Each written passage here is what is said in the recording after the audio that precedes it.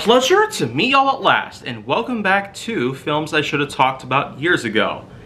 And now, let's go ahead and take on some more zombie action, because I haven't really talked much about zombies in some time, especially with the fact that Army of the Dead happened to be a not so good zombie film out there in modern history. But why don't we go back a titch and just get on to something that's a bit better? How about the sequel to Zombieland?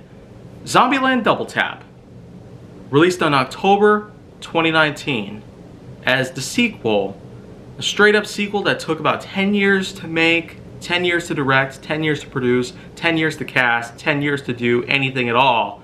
But hey, at least it got an even bigger kill count according to James A. Janice of Dead Meat. And man, who even knows what a Zombieland 3 will be like in 2029?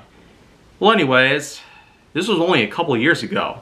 Seeing how much time has already passed, you can only imagine what a third film would be like. But the way I see it, Zombieland Double Tap was a great sequel for the time being that it had been released in.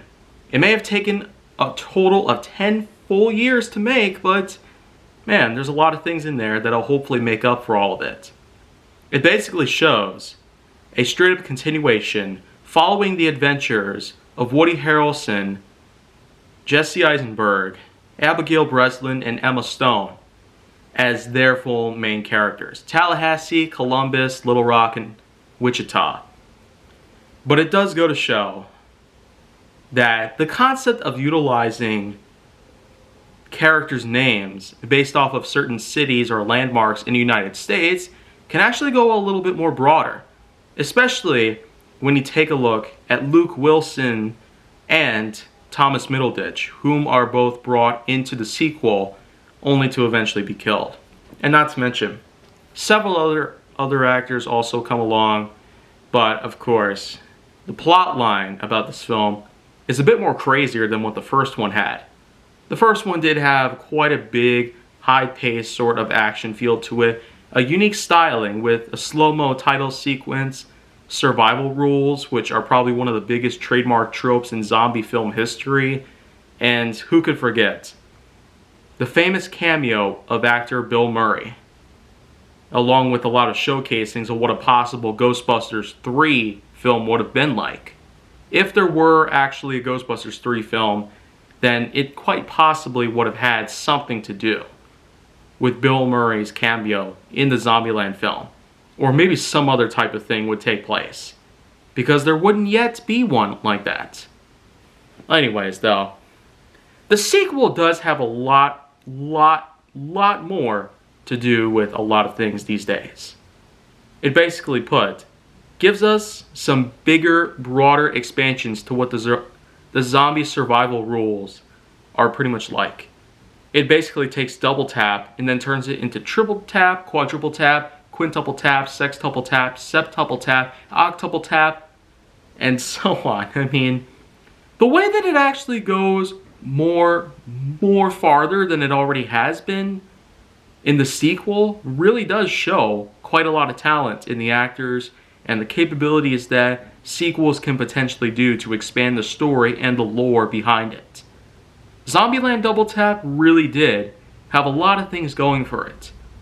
But the way I see it, as with most sequels, they tend to have a void sometimes, which doesn't always mean that it's a bad thing, but at the same time I'm not necessarily saying that it's supposed to be good, by any means necessary. Zombieland Double Tap really does have a huge thing going for it. From the fact that they bring along a new character called Madison, and then eventually reject Madison after thinking Madison turned into a zombie, and then only to find out that Madison was not a zombie. But then of course, like I said, Luke Wilson and Thomas Middleditch both show up as two different characters meant to be like replacements for Tallahassee and Columbus, but instead they pretty much get attacked and then eaten up while they're inside an Elvis Presley sort of museum. And then you also gotta get to know the fact that there are enormous levels of zombies that are pretty much taken out.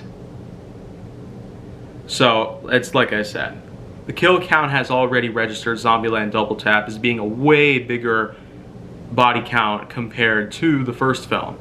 So much so that it actually had broken the record for the most bodies counted in a single film alone. Either way though, it's still a great sequel. Zombieland Double Tap really has a lot bigger, better potential, pretty much. From the characters resting inside the White House, to them all going down and vivaing in Las Vegas, and who could forget that famous scene where a giant tower is used for a new haven for everybody to live safely and happily away from the apocalypse. And then of course we cannot forget that famous scene where Woody Harrelson basically climbs all the way to the top and then just dangles off of the edge of a crane's hook, allowing so many zombies to fall to their deaths.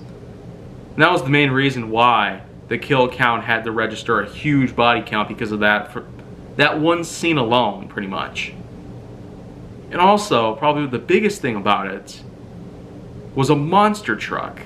Yeah, a Ford Excursion monster truck was brought in and was just made for having fun around the zombies, taking as many of them down by just simply driving around the entire area. How could it get any better than that? Well, if a Zombieland 3 comes, who even knows? Are we going to be going even bigger and better? Are we going to be going from the first film, where it was pretty much a minivan and a few other things, to the sequel, which had a lot of things out there, including a giant motorhome, a monster truck? What could we be seeing then? Maybe a cargo ship and a space shuttle?